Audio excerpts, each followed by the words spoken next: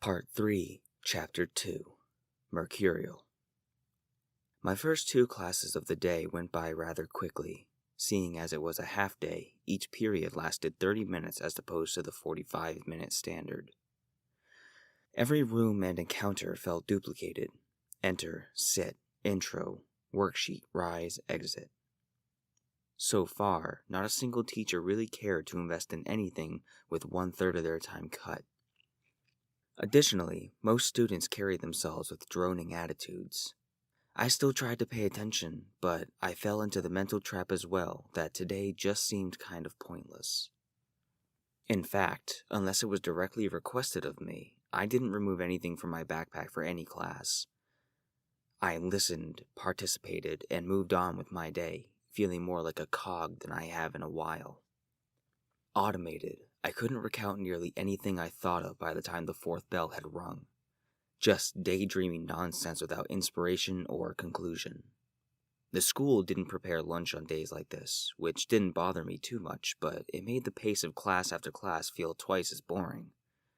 At this point, I had already grown tired of the day and debated on skipping out and just walking home.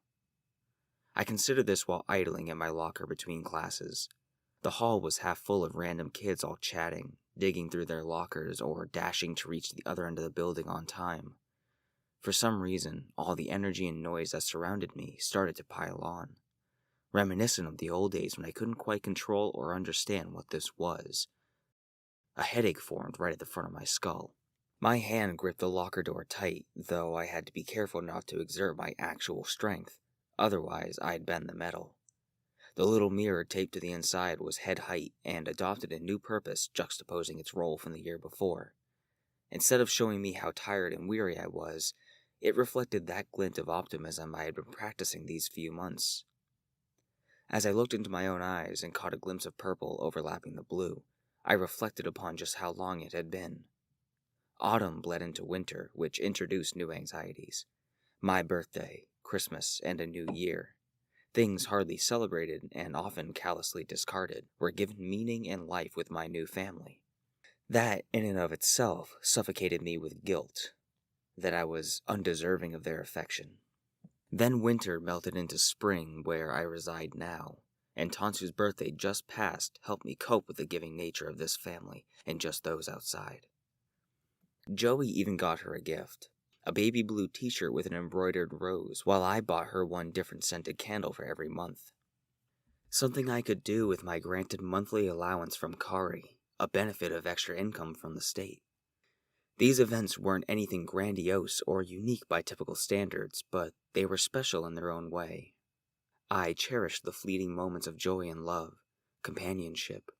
This year was the start of many new firsts, and I could be content with the outcome as long as I do well to remember what it cost and how it is finite. A reverberant echo pinged the space immediately at my back. A chill ran up my body as I whipped my head around with an alert expression and met a surprised, familiar face. He recoiled back, and his neatly trimmed, coiffed hair bounced from the back step. "Yikes!" he exclaimed. "Didn't mean to spook you." For half a second, I saw the tuffle that intervened in the hall. My pupils dilated, then receded as I registered his identity.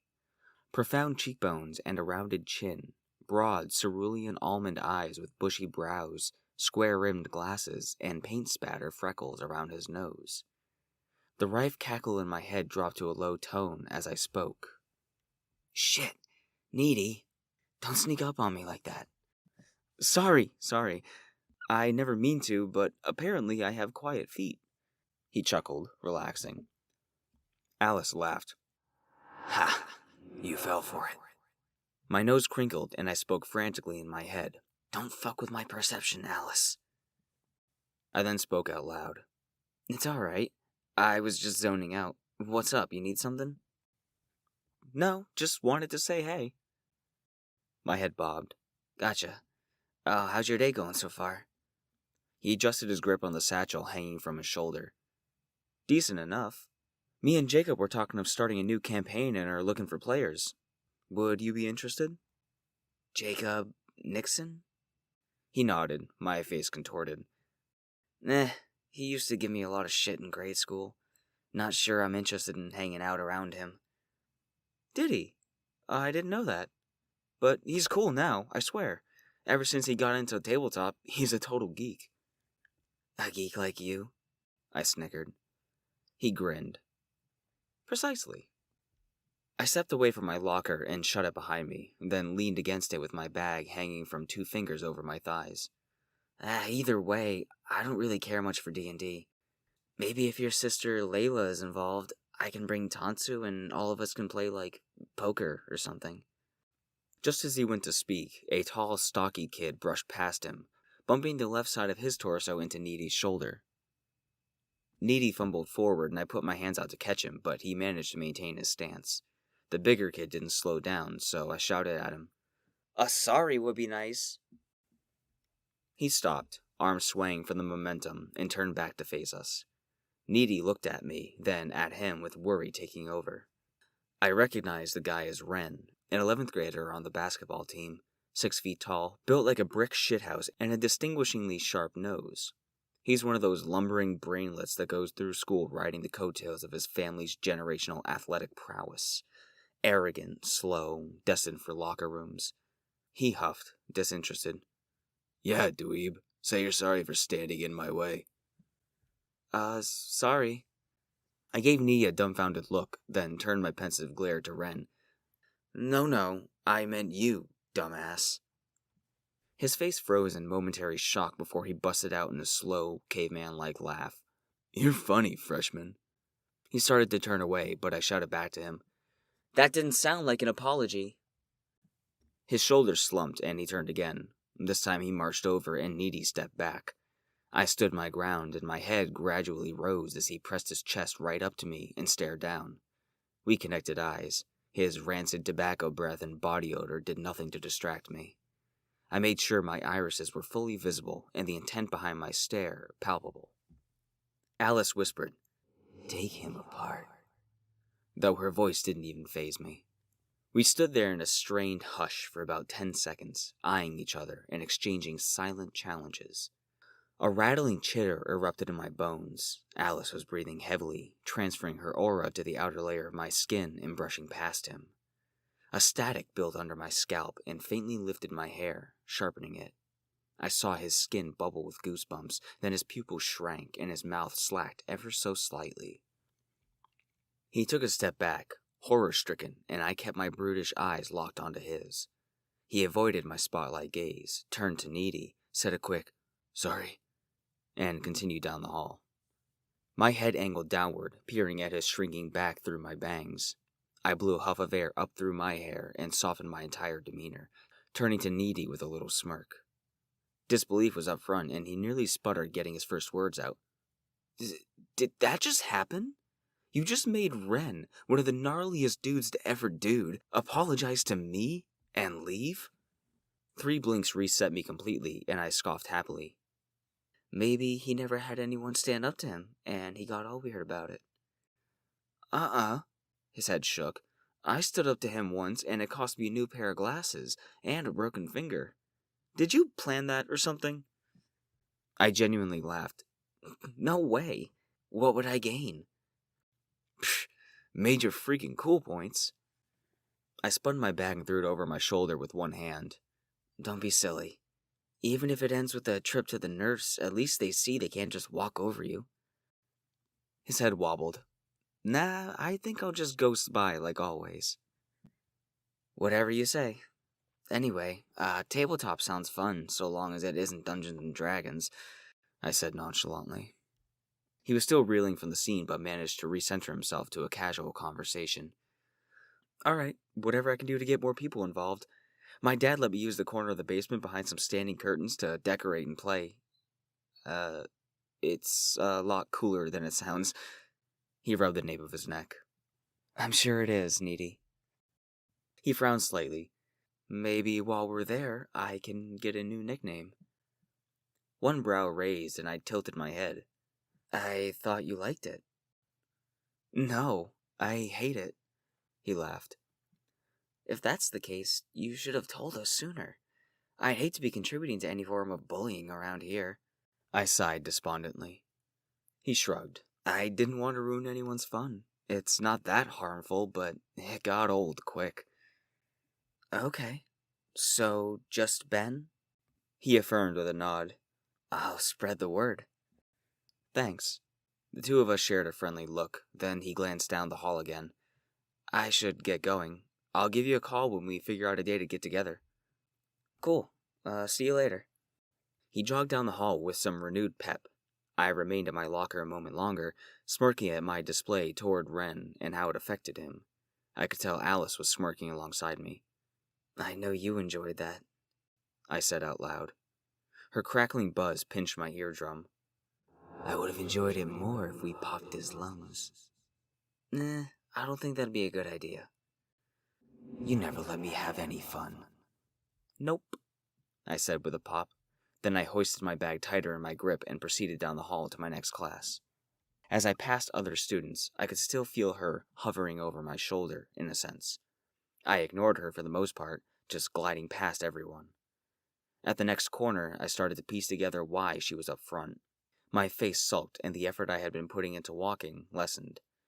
I started to drag along, losing interest in my destination, and instead falling victim to the very thing I tried so hard to avoid. I saw it up ahead, and immediately I was stricken with an overlapping memory. Calcified somewhere deep inside, this very moment through his eyes started to bleed over into my perceived reality. All the color was washed away, the lights had begun to dim, and around the corner, subsumed by eternal black, was screaming.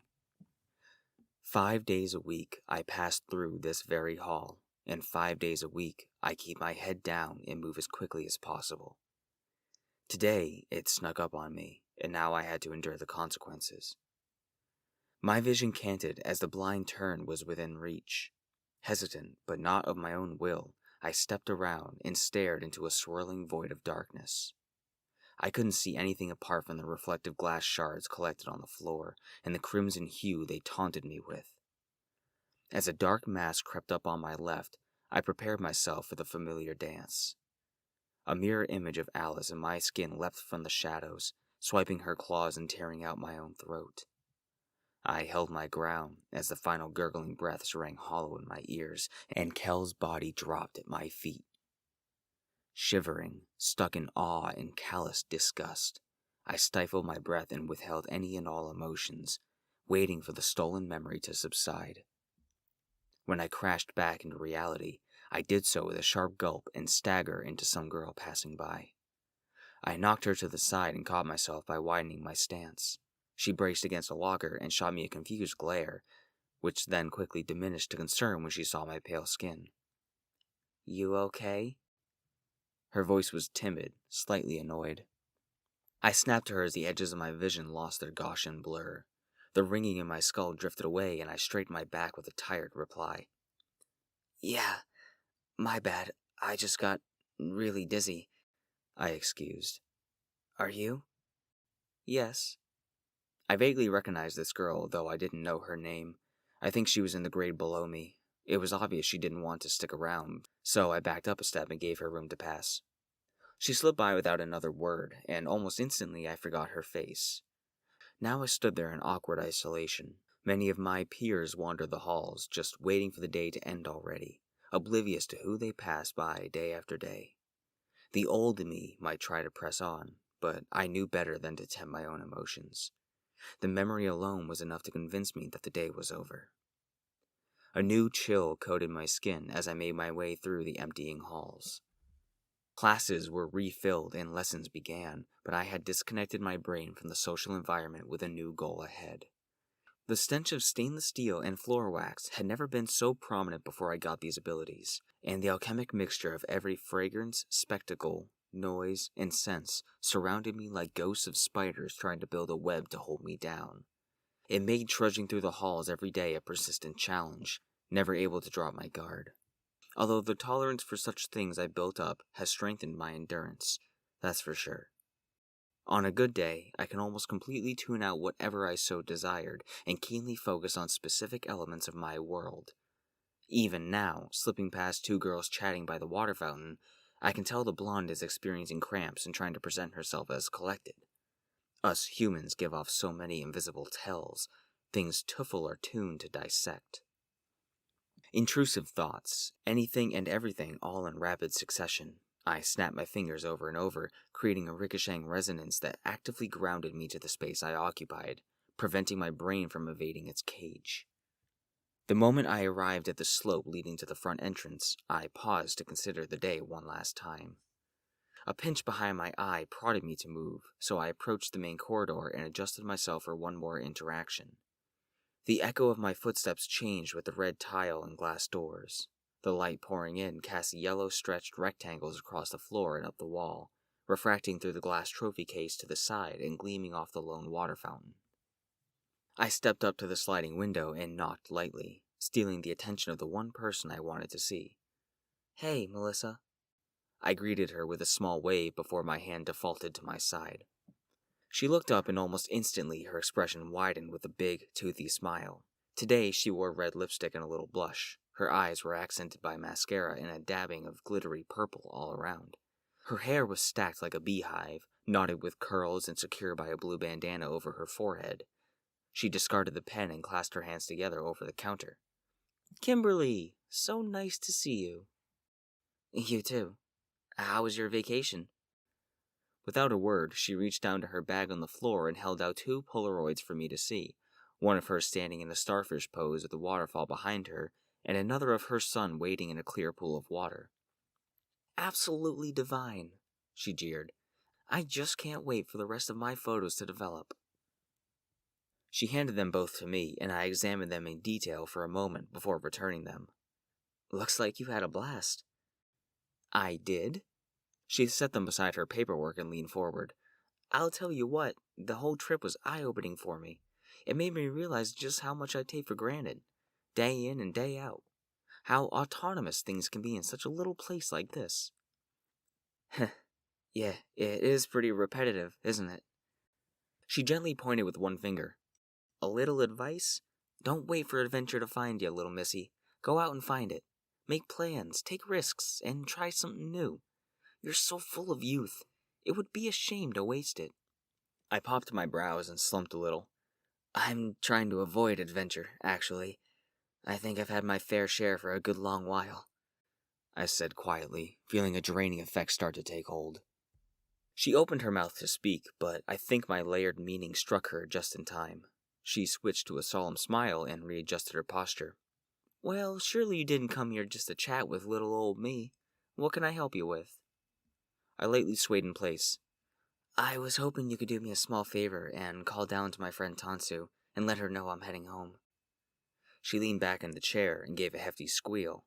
"Heading out? Are you sick?" My lower lip curled. "No, but there's only like 2 hours left of school, and I don't think I'll be missing much of anything." She gave a skeptical squint. "Fair's fair." She cupped one side of her mouth and whispered, "That makes you number 6 for the day." "Why am I not surprised?" I chuckled. "At least you had the courtesy to tell me. I watched 3 boys look me dead in the eye and walk right out of the building. The audacity." Her eyes bugged. "Wonder why they even bothered to come in. Not like their attendance means for much this quarter." "My guess is they didn't even head home." She then tapped a yellow sticky note on the glass. "In case they get into trouble, I wrote down who and when." I nodded. "Smart."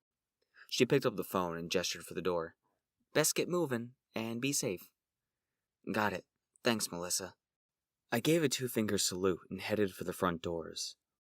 A light vibration in my chest, a comfort that I could tally today as another normal day without incident.